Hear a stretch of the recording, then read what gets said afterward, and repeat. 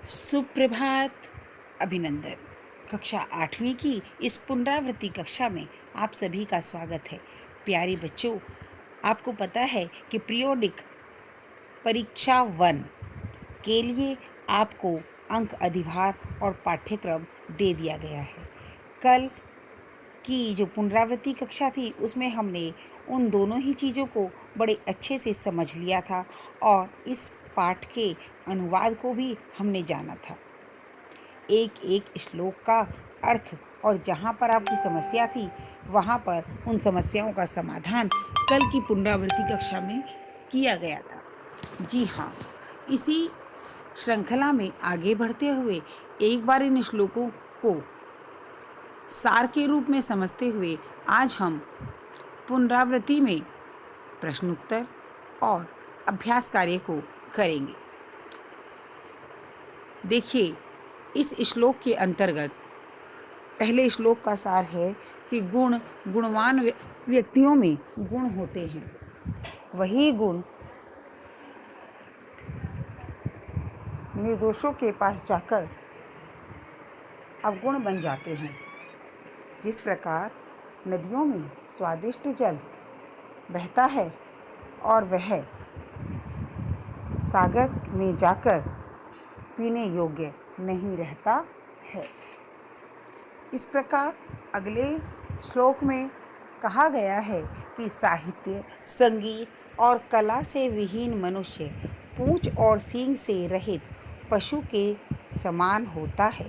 अर्थात जिस व्यक्ति के पास साहित्य, संगीत और कला की शिक्षा नहीं होती वह पशु के समान होता है। और पशु भी कैसा? जिसके सींग और पूंछ नहीं होती। तो अर्थ क्या हुआ कि साहित्य, संगीत और कला से विहीन मनुष्य बिना पूंछ और सींग के पशु के समान होता है। और तृणम न खादन्नपि जीवमानः, तिनका न खाते हुए भी जीवित है, यह पशुओं में उसका परम भाग्य है। अगले प्रश्न के रूप में यदि हम अगले श्लोक का सार समझें तो यह है कि हमें अच्छे आचरण को अपनाना चाहिए, क्योंकि लालची व्यक्ति का यश नष्ट हो जाता है, चुगलखोर की मित्रता नष्ट हो जाती है और कुछ भी न करने वाले का, अक्रिय का व्यक्ति का कुल नष्ट हो जाता है।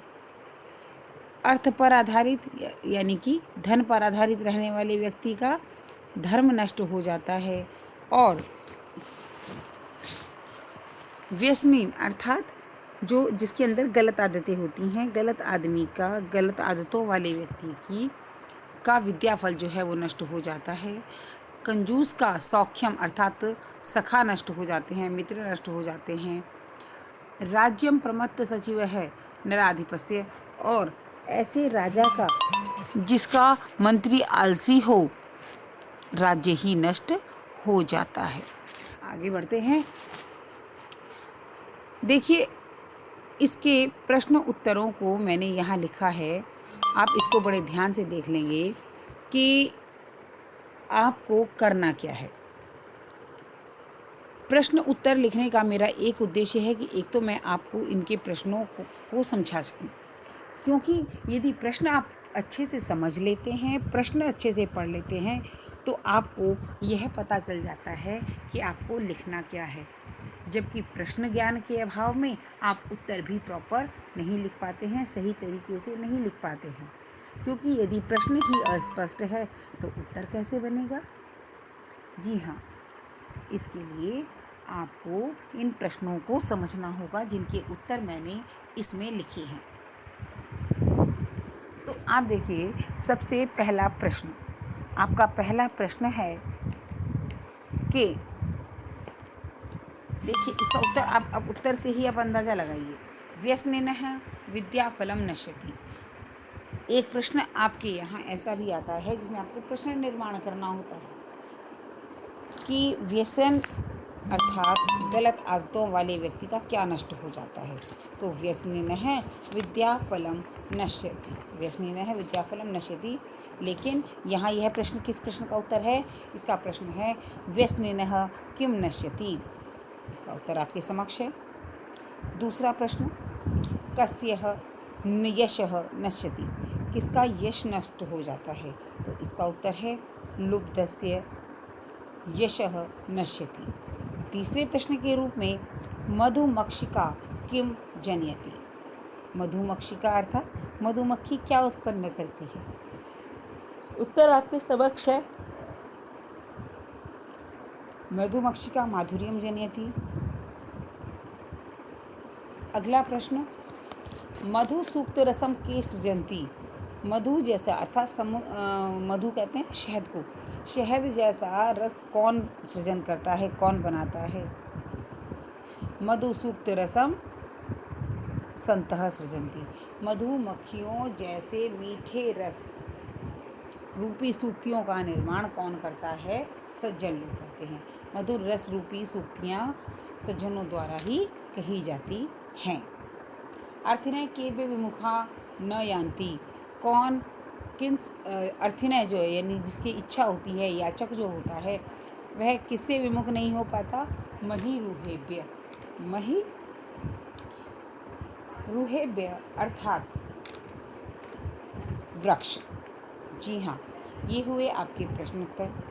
इसके अतिरिक्त इस पाठ का सार आपको समझना है कि इस पाठ में हमें क्या शिक्षा मिलती है, और प्रत्येक श्लोक को अपने शब्दों में हमें लिखना है। जैसे मैं आपको अगर कहूँ कि प्रथम श्लोक के माध्यम से हमने जाना कि गुण जो हैं, गुणवान व्यक्तियों में ही गुण होते हैं और वो निर्गुणों में जाकर अवगुण बन जाते हैं। इस प्रकार से हमें इसका सार भी याद कर लेना चाहिए। वैसे पीरियोडिक 1 में आपसे सार लेखन वाला प्रश्न नहीं पूछा जाता है। इसके अतिरिक्त इसका अनुवाद अर्थात प्रत्येक श्लोक का हिंदी अर्थ,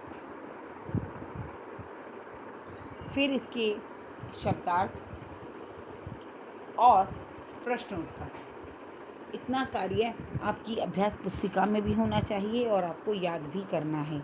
एक बार पुनः दोहरा दूं, 1 श्लोकों का अनुवाद, 2 पाठ का सार, 3 शब्दार्थ, 4 प्रश्नोत्तर और 5 अभ्यास कार्य। आप चाहें तो अभ्यास कार्य केवल पुस्तक में भी कर सकते हैं। अब एक और प्रश्न की मैं बात करना यहाँ चाहूँगी कि यह प्रश्न आता है कंठस्थ श्लोक का। तो एक श्लोक मैंने लिखा है, आप चाहें तो पुस्तक में से दूसरा श्लोक भी कर सकते हैं, लेकिन अभी मैंने एक श्लोक लिखा है, आप चाहें तो इसे भी याद कर सकते हैं। यह भी आपकी पाठ्य पुस्तिका से ही लिया गया है।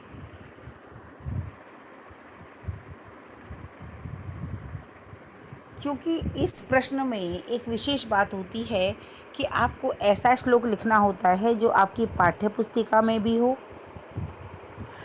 लेकिन आपके प्रश्न पत्र में ना हो।